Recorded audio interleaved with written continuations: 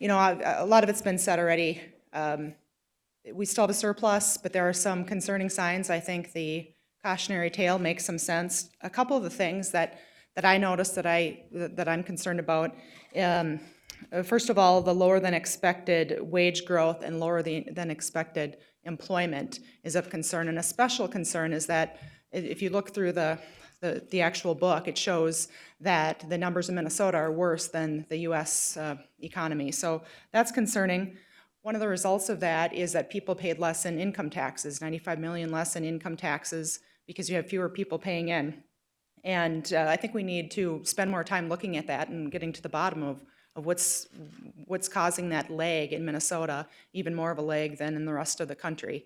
Is it uncertainty? Is it the business climate? We need to take a deeper look into those things and find out why we're lagging behind. An additional problem with that is the lower consumer spending. If you look at the numbers, 311 million down in sales tax. And to me, that says that people are nervous about our future. We provide a lot of uncertainty, and frankly, I think that we need to look at middle-class tax relief. They're not spending the money. They don't feel comfortable doing so, and that's why there's if you look through the report, business inventory, it's just the things aren't going off the shelves. People aren't paying taxes. So those are just kind of the two takeaways that I took from this, and I think that we need to look at what actually happened in the last session. And we spent, I think it was the second lowest increase in spending in 50 years. So if you look at the numbers, I think you can say that it's the decrease in spending, or the low increase in spending that we had in the last session that accounts for the fact that we're in as good of shape that we're in. And frankly, if we weren't there, if the House Republicans hadn't been there to provide balance and to hold the line on spending, we'd have been in a much worse situation than we are today. And I think if you go back and look at some of those tapes and some of the arguments we were making, we're very pleased with that we were able to make the inroads that we were to kind of quelch the spending that the Democrats were pushing for. And so going forward, we need to remain cautious in how we look at this, but we also have to consider those numbers that we've seen with unemployment and with the lower than expected wages, and what we can do to have an impact on growth in government in Minnesota, or excuse me, growth in the economy in Minnesota.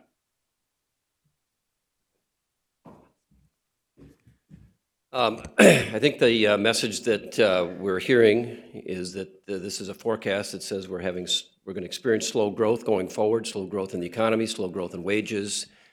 I think that really should tell us we should be looking at slowing the growth and the expansion of government in Minnesota.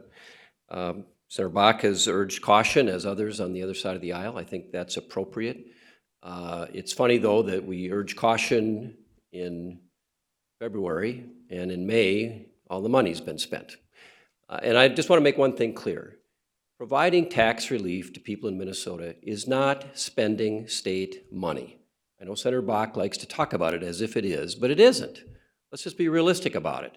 That when we spend all kinds of money, like the governor wants to spend $1 billion to do universal pre-K, now that's real spending.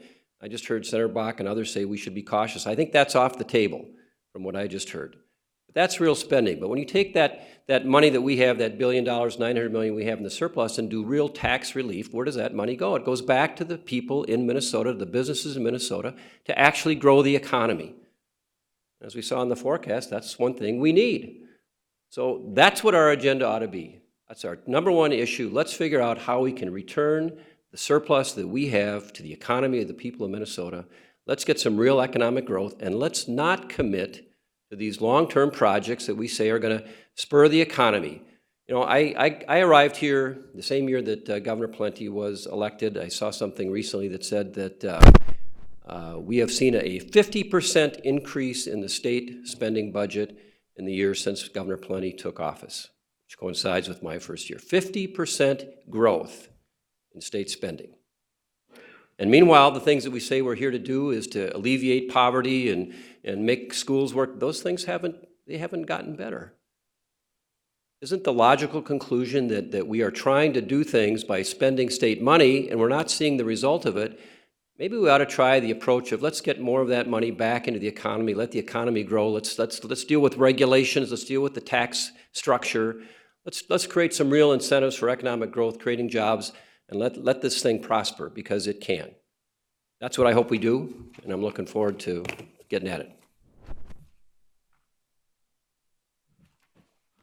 Two things I'd like to draw your attention to. First of all, following up on Majority Leader Pepin's comments about how we compare to the nation, if you look at this book, pages 66, 67, 68, you can see a whole bunch of statistics on how Minnesota is comparing with the United States. And frankly, we're not comparing very well. Our growth of personal income is slower than the rest of the United States on average.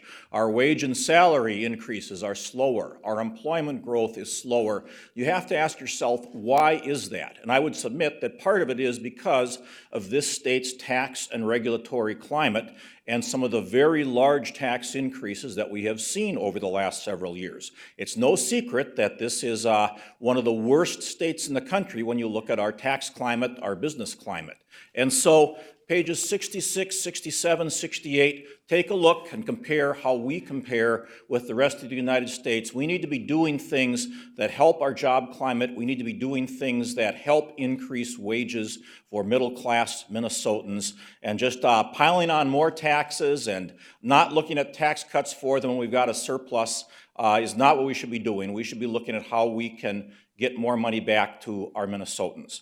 A second thing I would point out is another thing that was released today is what is called the debt capacity forecast, which says how much money we can bond for.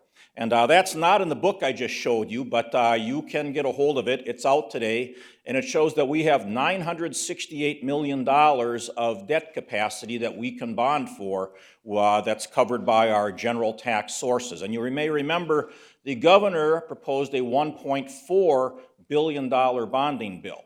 So it'll be very interesting as we look forward to see how the difference is made up between the $1.4 billion the governor has proposed and the $968 million that the debt capacity forecast says we have in bonding capacity.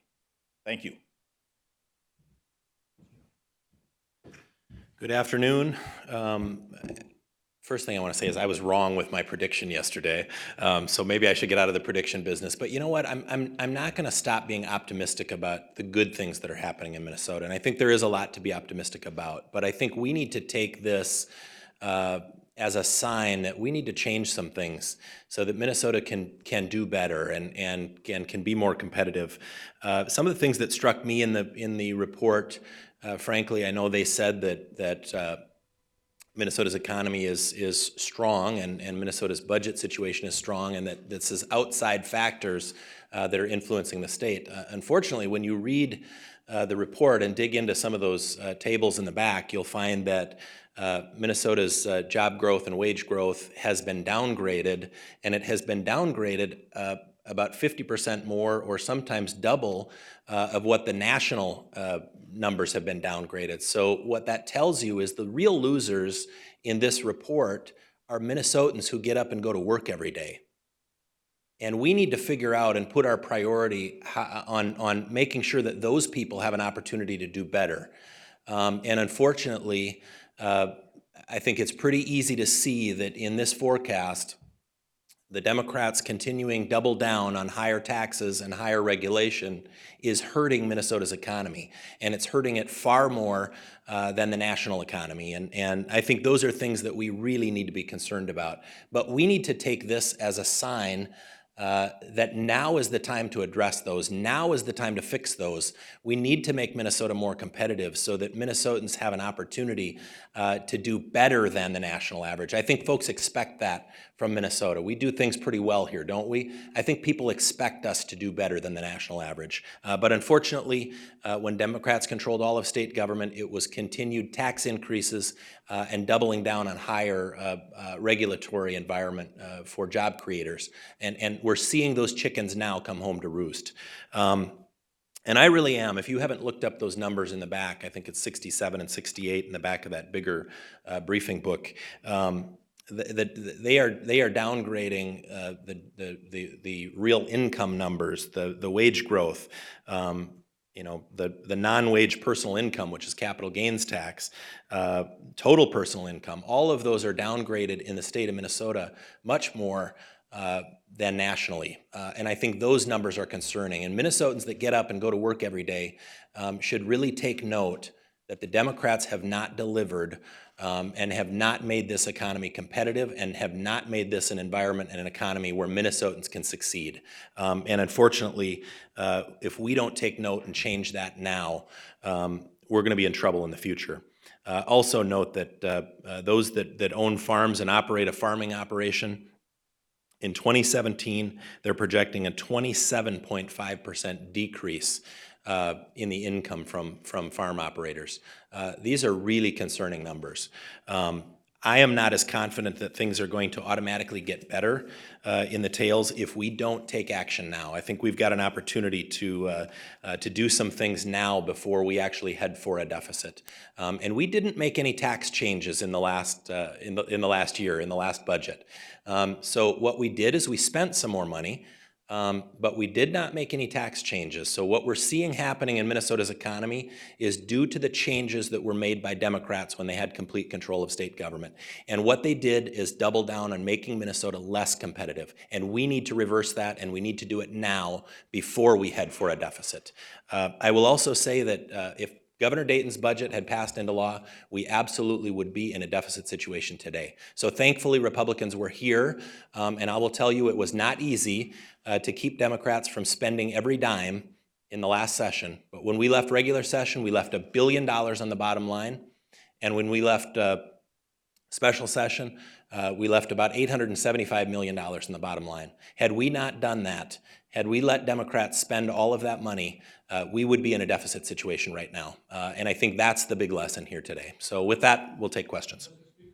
Continue to press for tax cuts during this session, even though Democrats in the Senate say it's a non-starter and it doesn't work. Well, I will remind you that Democrats in the Senate were saying that was a non-starter yesterday, so their position hasn't changed. And I understand that Tom Bach is a great negotiator and he loves to position for negotiating. But I think what we need to do is do what's right by Minnesotans. And then the numbers and data is pretty clear here that we've got an opportunity to change Minnesota's tax policy, make Minnesota more competitive, and invest back in Minnesotans. Instead of worrying about how much money we're taking out of their pockets, let's put some money back in their pockets. That's going to help this economy. Tax cuts during this session. Certainly. Does the dropping number give you concerns about the scope of those tax cuts? I mean, you mentioned yesterday that you still felt that the Social Security income tax cut should absolutely be on the table this year, with a cost that's up to $600 million Sure. Fully phased in. Does this change that view at all? No. I think investing in our seniors in the state of Minnesota is a very worthy thing to do. And I think the fact that we're charging state income tax on Social Security income is wrong policy, and it hurts Minnesota seniors. We're one of 7 states, I think, that does that. That's unfortunate. We've got an opportunity to change that, and I think we should. The commissioner said that this makes a case for one-time spending, things like broadband, the governor's broadband, and not ongoing tax cuts. Is anybody surprised that today the Democrats' plan is it's okay to spend this money, but we can't give any of it back to taxpayers?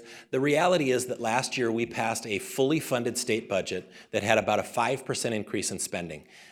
We are collecting too much money from Minnesotans.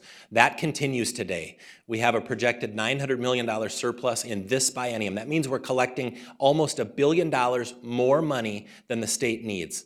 And I think the people who haven't seen a surplus in their budget are Minnesotans. Minnesotans who get up and go to work every day. And I think we owe it to them to invest back in them. A better idea than ongoing, though. How about that specifically? How about no spending? What about permanent tax cuts versus rebates or other one-time tax relief? Ask your question again. What are your thoughts on the relative virtues, given the size of this, of permanent tax cuts versus one-time rebates or other one-time tax relief? Well, I think, if one-time tax relief stimulates the economy, long-term tax relief stimulates the economy more. And what's going on here is we've got some stagnation in the economy. it could use some stimulation. You know, you got sales tax numbers down, income tax numbers down. That comes from the amount of money that you know, it's directly affected by the amount of money that's in Minnesotans' pockets. So let's do what we can to make this state more competitive in its tax climate, more competitive in its regulatory environment, and let's put some real tax relief into the pockets of Minnesotans now and help them out. And that will help this economy, no question. What does this do to the transportation funding debate? Well, you know, I still think we have an opportunity to do that. I think it's a priority for everyone. I'm still optimistic that we can get a transportation package done.